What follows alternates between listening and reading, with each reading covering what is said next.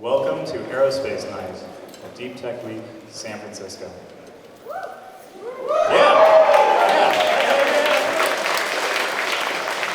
My goodness, the last minute switch, the folks of you that actually put in your information for astronomers to actually jump through that hoop, that dedication, it's wonderful. We are expecting 700 people here tonight. It's San Francisco. Who knows what that's going to end up doing. But I appreciate each and every single one of you making it out here. Really, really. My name is Alder Riley. I am the person that has been filling up your inboxes with all kinds of different emails, DMs, all the rest. I know, I'm the one to blame. But before we kick off, we've got some incredible speakers tonight, 2 incredible panels. First one is more focused on companies that are building tech right now that are making an off-world civilization, well, today. The second panel, we're going to have a little bit of networking in between. The second panel is going to be with Jim Green, former chief scientist of NASA, Mary Beth Wilhelm, who is down at Ames doing incredible astrobiology work. And that panel is going to be all about what Mars will look like in 10,000 years, once we've gotten our hands on it. So, I appreciate you sticking around for both panels. I'm going to just ask some sponsors, thank some sponsors, etc. So, bear with me. I was hoping to have spiels on all of them, but say what I do. All right, so first things first, Giant Step Capital. You are going to hear amazing things about them in just a second, but honestly, this event could not have come together without their support. Yeah. If you are building a technology for space, you should talk to this gentleman right here and the other gentleman that is right here. These guys. So, some members are here tonight. So Small Steps and Giant Leaps is a community that I help run. There's a bunch of members here. We're a global community of space scientists, explorers, engineers, astronauts. Our goal is very simple. We want the future where there are millions of humans off world to be a little bit closer to the present day. So, if you are interested in space, we run monthly events, online events. Our goal for these events is very straightforward. We want to get you hired into the space industry, we want your space company to get funded, and we want you to find your ticket off world. So, if that sounds interesting to you, obviously talk to me tonight, but I am going to be sending you emails about it later on. Third one, Misha. Where is Misha? Misha's back there. Misha is an incredible individual, generous person, and you should check out his website. He does some really cool stuff. Just outstanding guy, and he's taking some incredible photos tonight. For those that have been keeping track of this event, I do need to thank Aerospace Technologies for their generosity in offering their venue right off the bat.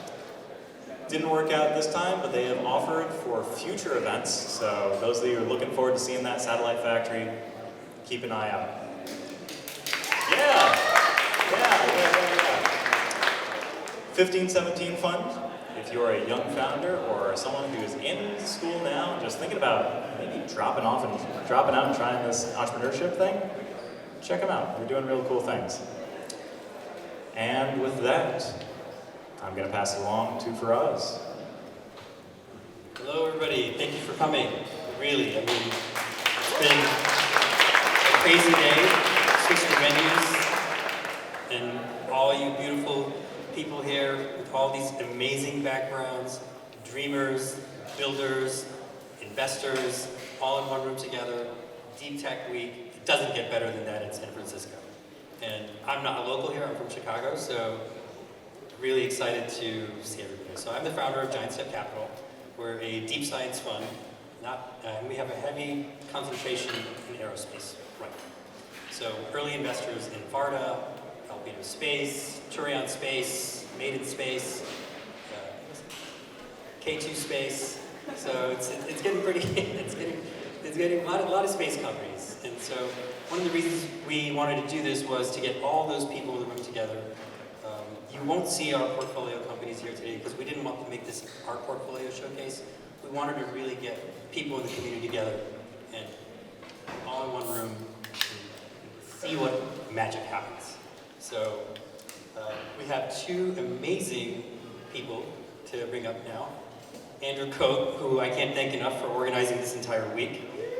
Andrew Coate. And Ian Brooke, founder of Astromechanica, a company we're super excited about.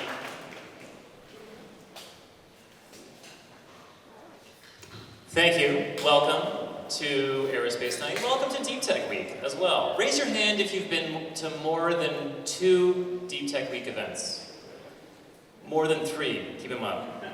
Okay, well then it's a lot of your first event. Well, anyway, that's good. There's a big party Saturday. I've rented a balloon. It's in Oakland. It's where Robot Heart did their residency, and we're setting it up with a cyberpunk laser lounge. We have 11 DJs. Grimes is the headlining act. MC Hammer may be playing the VIP lounge. I gotta convince him. But the tickets are on sale now. They're $40. There's a free movie screening by Balaji just beforehand. And little secret, if you show up for the movie for free, I'll just let you into the party for free too, honestly. It's fine. So just show up. It's gonna be fun. So Ian is one of my best friends. His startup is my favorite startup. And I want to live in the world that Ian wants to build. Ian is not just an engineer, he's not just a founder, he is a visionary. I am a storyteller. I tell a lot of stories. I like writing science fiction. Every Saturday, I go for brunch with Ian, and I just ask him questions. And I have learned so much about jet engines from this man. I have learned so much about what a science fiction future might look like, about how to build a global citizenry, how to make the world smaller, how to travel faster, farther, for cheaper, more safely than we ever thought possible. So Ian is like one of my favorite guys. And I thought I'd just kind of ask you some questions about what you're building. So what are you building? All right, I'm doing the very fun thing right now of building jet engines in San Francisco, just a few blocks from here, and soon a few more blocks past that. But, so I've grown up building flying airplanes. To me, this is like the main function in life. Machines, I think I wore a fitting shirt today on that. And so, you know, we've been, like, things have been stalled out since like the 1970s or so, because that was essentially when we got to where jet engines are now, and planes and everything just stalled out. When they got more efficient, it didn't really change. You know, we got the Concorde, and so there's a thing that happened more recently, which is we got really power-dense electric motors, and a lot of people think, like, I don't know, electric flight or something. That's not what you want to do. But you can use electric motors to augment jet engines, to allow them to go much, much faster.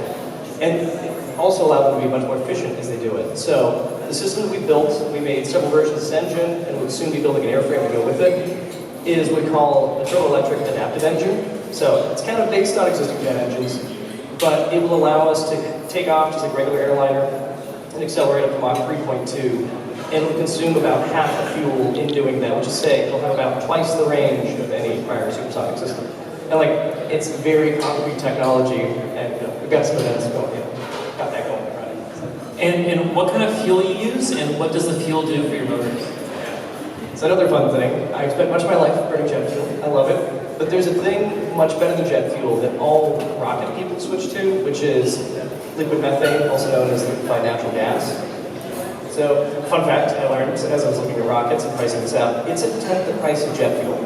So it's more energy creative weight, but much, much cheaper. So you have to do the thing of making it cold, but this was a recently solved problem. So running with that, this is how you can then solve the economic problem. Even if you use more energy, who cares if you go, who cares if the energy is that much cheaper? So on net, we can get to something that is actually cheaper than existing airliners while being about 4 times faster. And it took that new fuel to do it. And now I'm curious, how would this, let's suppose, I believe you'll make this engine. I've seen it myself, and watching the engine spin up and fire, it's like a religious experience. You gotta turn this into like a temple where you go, and it's a ceremony, whatever. We'll get there.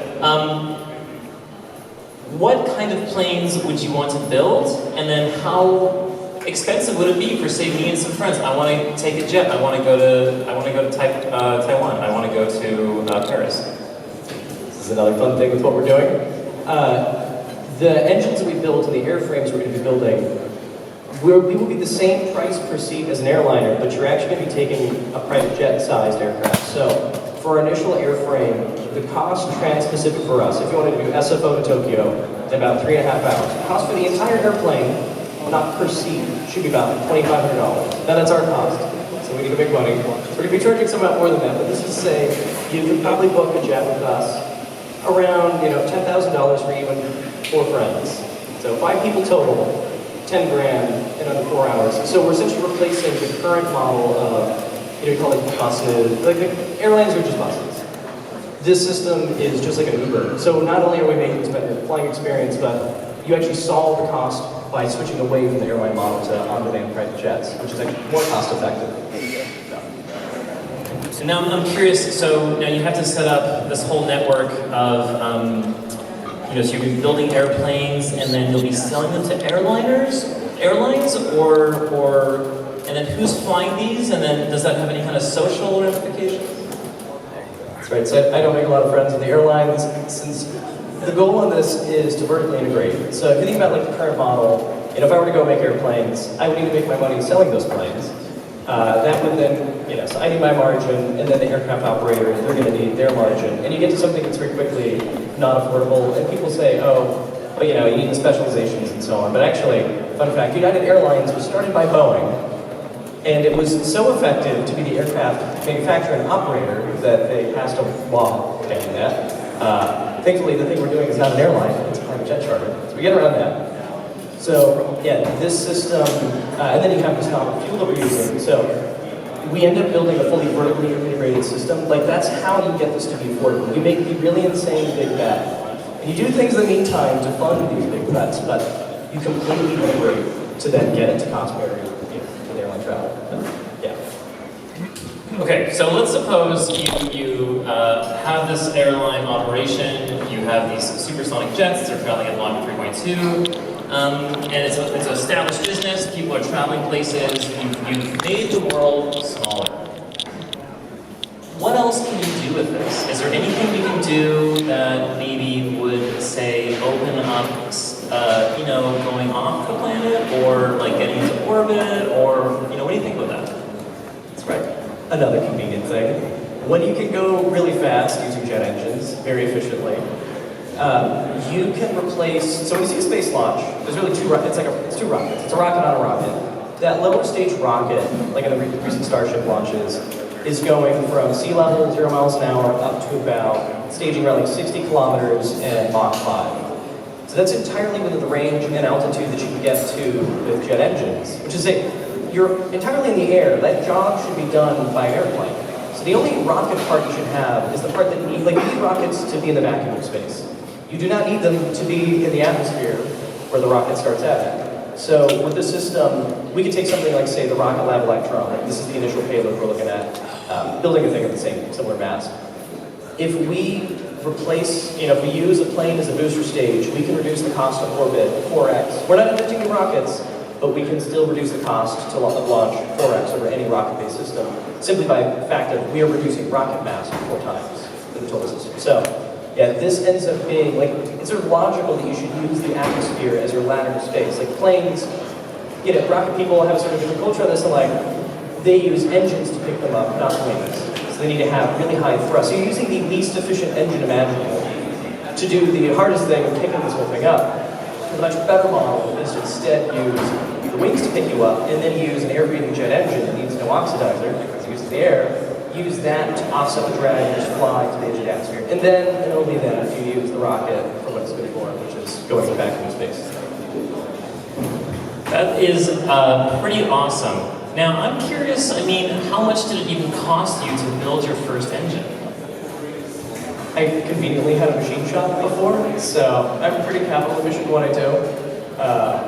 Our total for a system, realistically, was less than $100,000 in hardware. Our new one, we did just spend another $100,000 just on electric motors. But our new system is over a megawatt and will be about 5,000 pounds of thrust. And total cost on that's going to be maybe $200,000. Again, I pay nothing for machine costs, so I'm sure if someone else tried to build this, it would cost them at least $500,000. But for me, under $200,000. But just begs the question, how did you get this machine shop and where'd that come from? Started out as a kid that really liked to build drones when I was young. In like 2004, there weren't actually drones, so I built some early systems of that. Conveniently from that mentor, started building real airplanes. So had a drone business, started building planes, started a manufacturing business to make parts for planes. Starting with, weirdly, motorcycles. And yeah, that's conveniently, so this is the shop that I have here was a bootstrapped facility, building CNC equipment that can make my jet engine parts. So. You're telling me you ran a profitable, free cash flowing hardware business in San Francisco? Unheard of. That's awesome. And so just what's next for you? What's your, giant step forward? So yeah, conveniently, we just got another 12,000 square feet here in San Francisco to build our new jet engine test facility. I'm excited to have jet engine planes shooting out over the water of Island Creek at the bottom of Dog Patch. So we're building our bigger, better engines there. We'll be doing that for the next year to get to our first, we call it a true flight-rated engine.